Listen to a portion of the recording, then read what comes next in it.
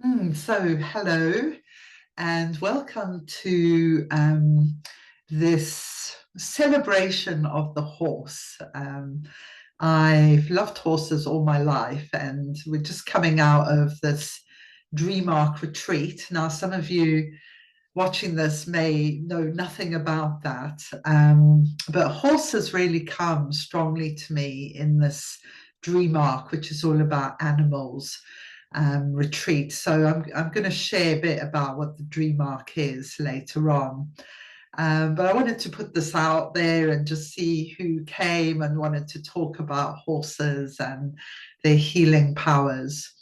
So I'm going to do a presentation, which is about half an hour on my amazing journey with horses. That's like quite off the radar, really, and then we can hear from others about your experiences with the horses too. Okay, so I'm going to go into the share.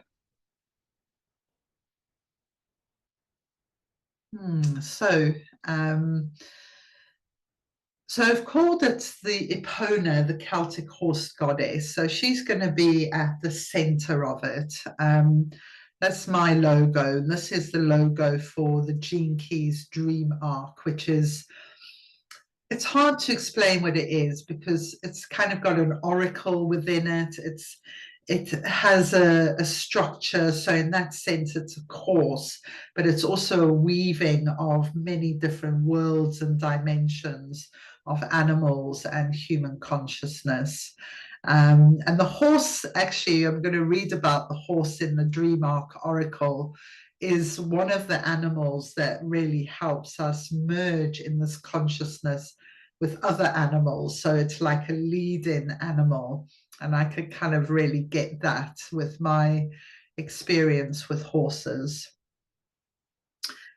Okay, so when I was a child, I rode horses for many years, which I loved. I'd spend, every Saturday at the stables, mucking out and brushing the horses, a sort of free labor of little girls doing these jobs.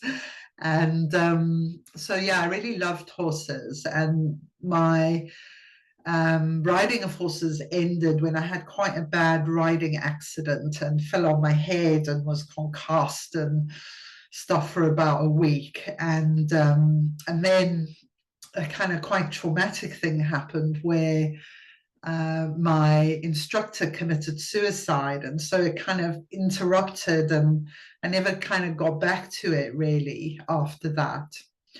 But when I came to Britain, that was all in South Africa. And when I came to Britain, when I was 18, I spent a lot of time here. And round about when I was 28, 29, I was initiated into a priestess tradition of these islands. And we used to call these four sacred animals, one of which is Epona the horse. So I actually would like to begin this in a ceremonial way by invoking the four guardian creatures of the British Islands, but other countries have your own versions of this, and it just help us tune into these kind of Celtic, uh, this landscape here, these frequencies. Okay, so I invite you to close your eyes and let's just take a breath together. Just arriving in the present and allowing your imagination to soar as we call forward these animals and connect to the sacred rhythms which are true for all countries.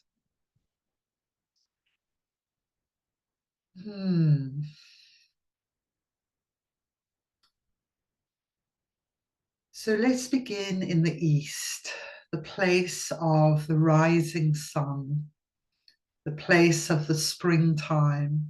And we see a forest in the early spring. The trees have their lush, early green leaves. There's a smell of damp dew on the plants and the ground. And we call forth the great stag Sunnunos from the east. And we ask you, Sunnunos, to hold the element of air. And we see Sunnunos with a crack underfoot coming through the forest with his big antlers, his proud, beautiful being. Welcome, Sunnunos.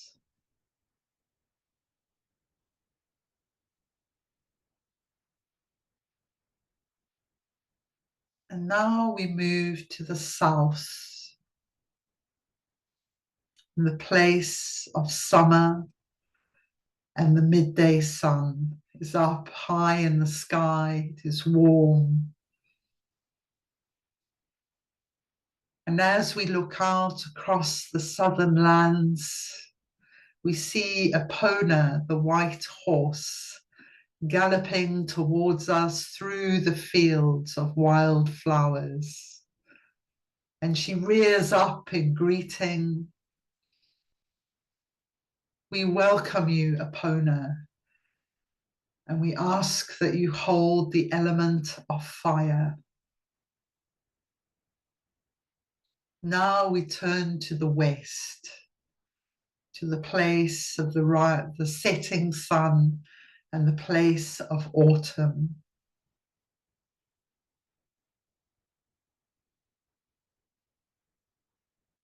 We take our imaginations out to Anglesey, Ynys Mon, and the sacred cow, Mona, named for this place. And we see her in the autumnal colors, the leaves falling from the trees, in the wind, touch of cold now in the air. And we welcome you, Mona, sacred cow, and we ask that you hold the element of water.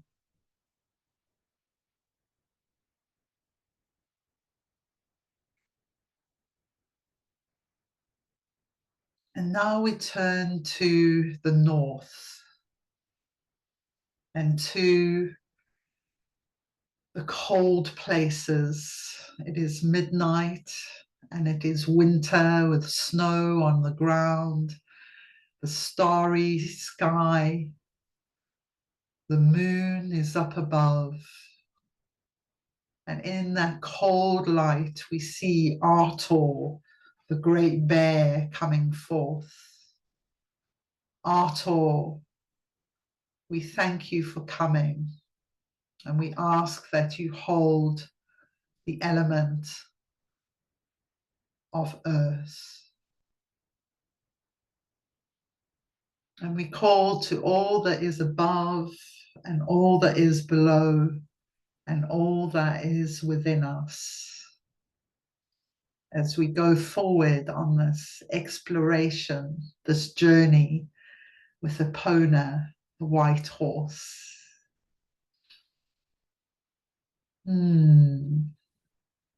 Thank you for being in that sacred invocation of these animals.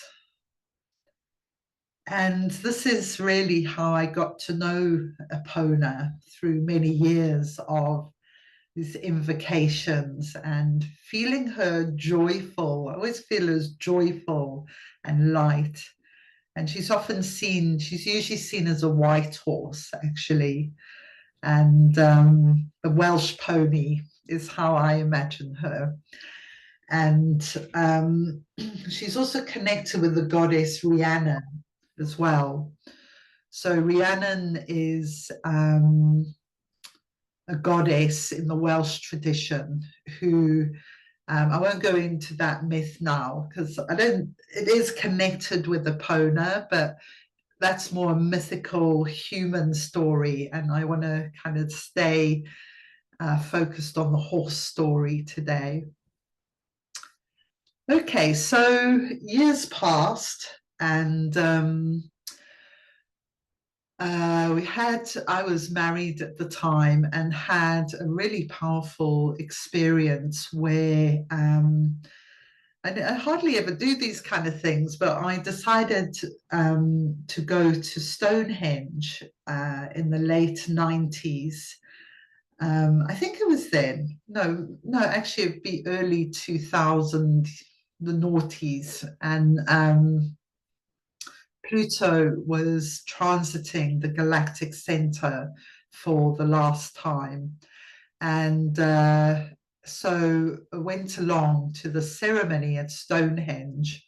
And at the end of the ceremony, I said, I am ready to release whatever I need to release.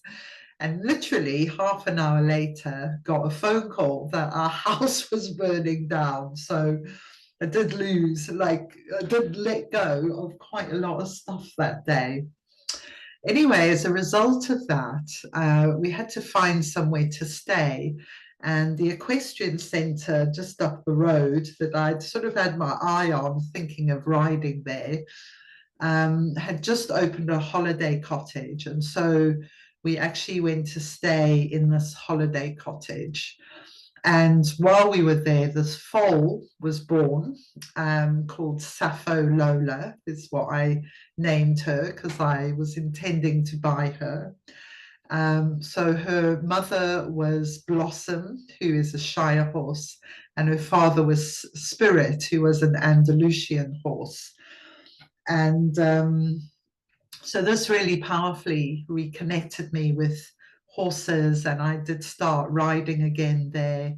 And yeah, it was really wonderful, like having a horse, knowing her from birth, knowing her parents were kind of really in love as well. They used to whinny to each other when they were in separate fields. And so it was a natural mating, which felt kind of really nice, actually, that she was a child, a foal born out of love. And during this time, I also adopted a child. I was married at the time, adopted a 5-year-old boy. And so part of my buying the horse was because we knew he was coming, and I felt it would. I've always been really into animals, and I felt that having a horse would really help him. So it was really interesting how things later unfolded. Okay, so jumping on a few years from buying Sappho, and used to walk around the countryside and then just got on her back and rode her, and she was quite happy. Um, my son at the time was having huge problems staying in school, um, and really struggling in school. And so the school came up with this idea that he should go one day a week to this horse healer nearby called Amanda Oates, was her surname. How amazing is that? And he would spend this time there with her. And he had really quite profound attachment issues, an extremely agitated child. And so the horse therapy was, I can honestly say, the only thing that ever touched him. And yeah, I remember all his controlling behaviors, and the horses would just ignore him completely, and he'd get more and more frustrated. And then as soon as he relaxed and stopped doing it, the horses would be there, and he would, really bonding with him in a deep way. So what came out of this, apart from the wonder of the healing for my child, was Amanda was really interested in astrology, and we started doing these workshops on Chiron, the wounded healer in astrology, who's a centaur, so half horse, half human. And this is an image from one of them. So we would spend time with the horses and we'd look at people's charts, and it was just absolutely amazing. I mean, it really opened my mind to what the horses could do and what they knew about. So I had no problem believing that horses could heal. I'd seen that with my son, but now I was seeing that the horses were doing stuff like circling round like planets and taking us to wells and just like healing chakras and going to parts of people's bodies, like one spinal joint they knew was out. And so they just showed this incredible intuitive ability. And yeah, that's always stuck with me. And it was wonderful at these workshops also how all the other animals would join in. So this was my dog at the time, Penny, and Amanda had collie dogs, and it was amazing how they interacted. They sometimes became very wolf-like even in that situation. And the chickens as well. So this is me with this chicken came and joined in. So it was just really bonding with all the animals, and the horses, I do feel, actually facilitated that opening into communication with the other animals as well on a deeper level. Okay, so around, I don't know if it was this time, but I came across the asteroid Epona. She's number 3838.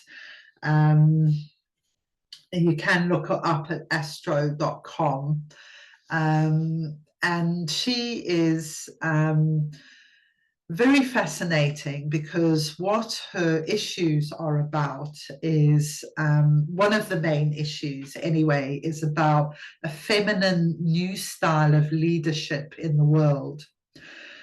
So here we have this sort of juxtaposition, and actually living on the farm for 6 months at the equestrian centre, I spent a lot of time watching the horses, and I was really interested in their hierarchies and who becomes the dominant horse.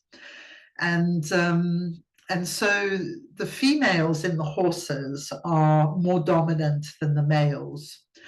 And the females, they're very good at looking after all the horses. And so can you imagine if our world was full of leaders and politicians who thought about the herd first? They led the herd to lush meadows, they led the herd to clean water. So we're talking actually about quite a profound revolutionary change if we embrace Epona and what she represents in astrology, because our world is really the other way, but we're starting to see people come up. And really, if you're here and if you're watching this, then we need to be thinking about firstly leading ourselves in a positive way, and then leading potentially those around us, or at least guiding those around us. So whatever we're doing is not about our own self-gain, about putting ourselves higher than other people, but it's really carrying this element of service and devotion that Epona has to take care of the horses. And I've used this picture quite deliberately because there's young ones in there as well. So it's like taking care of the young ones. This is a lot of what mammal behavior actually is all about. Like, how do we take care of the next generations? And often that can give us really good answers because we have to think about the consequences further down the line of what we're doing. Okay, so this is the Dream Ark. It's arisen out of it's transmission that's risen out of the Gene Keys, and you can check out the Gene Keys at genekeys.com. You can get your own profile. But today I'm just focusing in on the horse. So there's many categories within the Dream Ark, and the horse is what's called a leaper. It kind of takes you on a quantum leap from one place to another. And so we could almost imagine that horse is the animal that is guiding us from where we are now in our world, with governments and leaders very self-orientated, and in many situations quite corrupt, into the situation of service, devotion, taking care of the others. So the life key is called the benevolent revolution. Its partners are the penguin as the bird, which is the upper level, the vision, and the butterfly is the fear key. So for all the 64 gene keys, which are coded in our genetics, there's 3 animals for each, a mammal, a bird, and an insect or a fish, or a creature of the underworld. Okay, so I invite you just to maybe close your eyes again and listen to this message from the horse.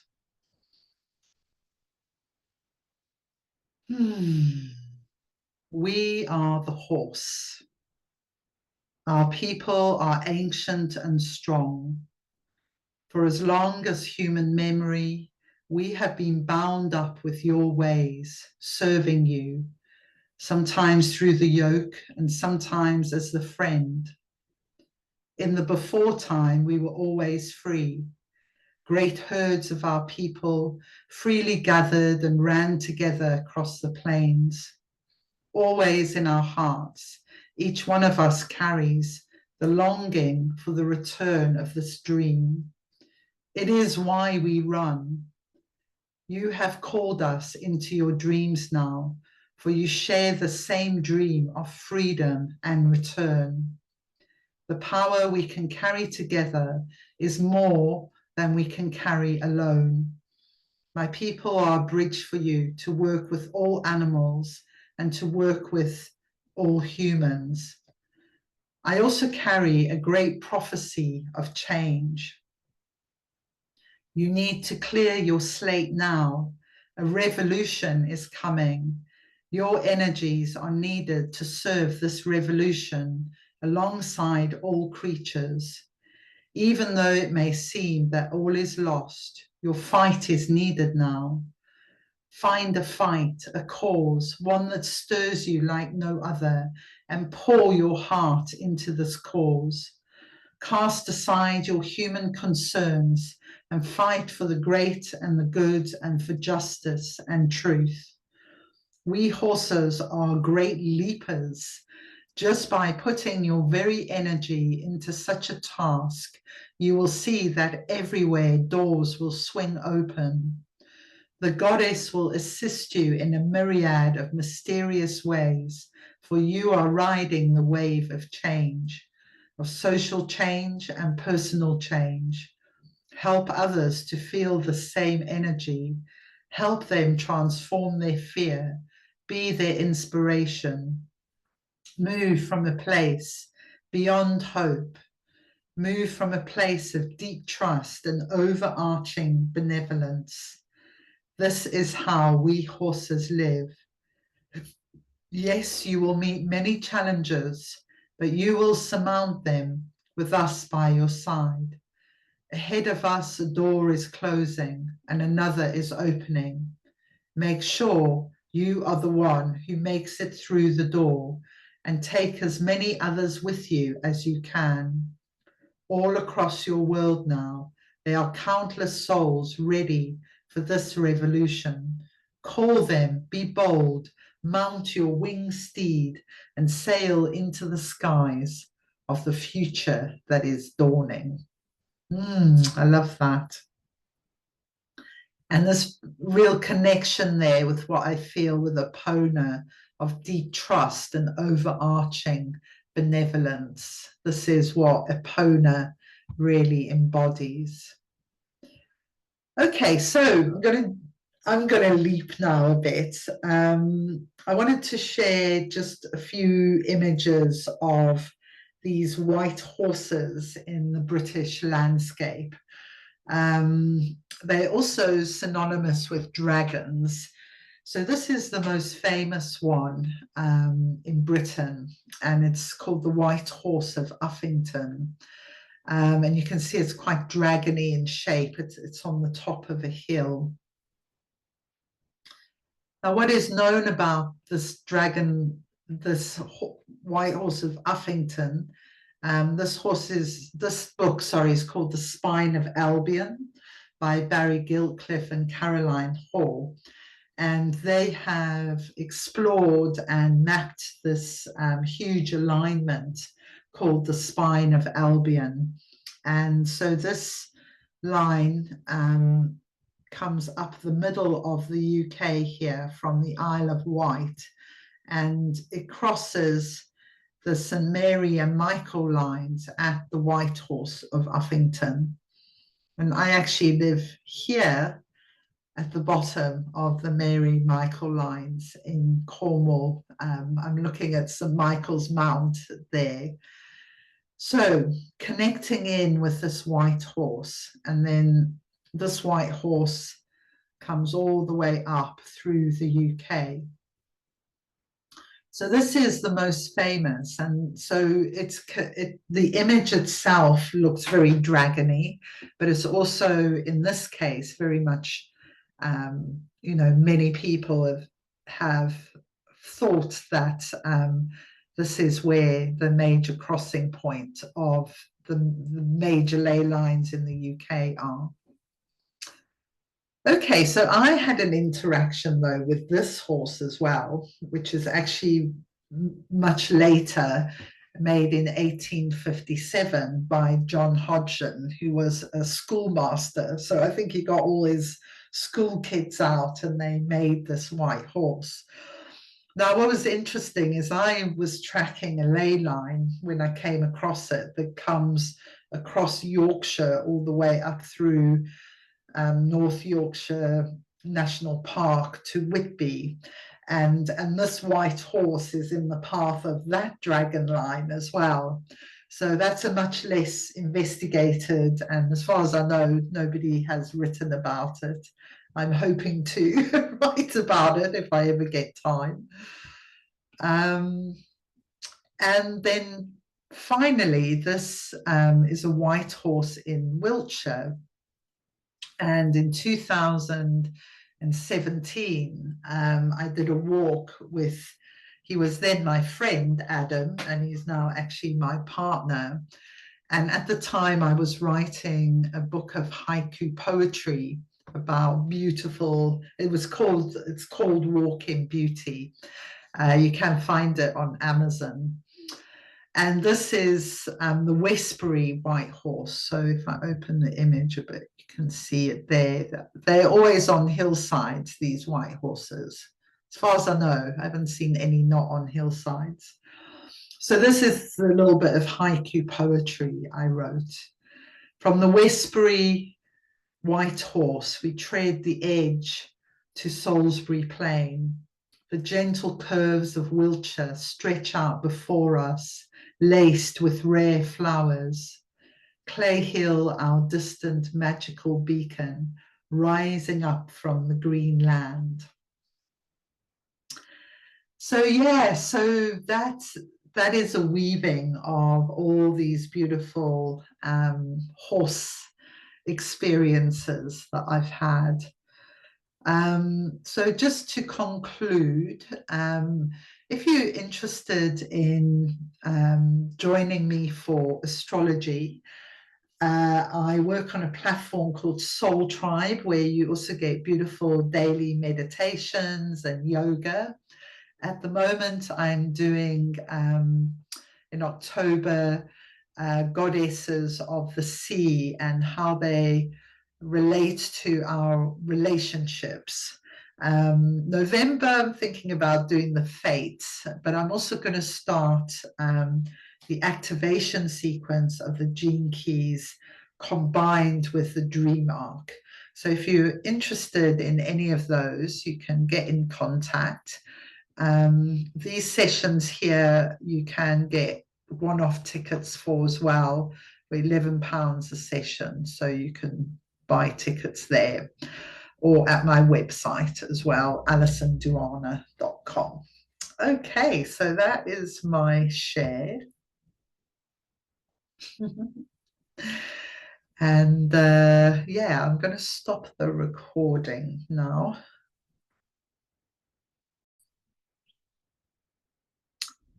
So thank you, everybody, for your contributions. And we're going to close the circle now, as I did. Oh, get there. As I opened with the animals, I'm going to close with them. So I invite you to close your eyes, and firstly, we give thanks for all that is within, all that is below, and all that is above us. Now in the north, we see the great bear Arthur returning to his cave. Thank you, Arthur, for your presence. In the west, we see Mona, the sacred cow, fading into the mist. We thank you, Mona, for your presence. In the south, we see Epona rear up and gallop away across the hills. We thank you, Epona, and especially for all the beautiful healing stories of horses in 3D, in dreams. We thank you for your presence here on earth. And finally, in the east, we see Sunnunos, the great stag, step back into the deep forest, the mist closed, and this temple of animals is now closed. And thank you, and enjoy watching this.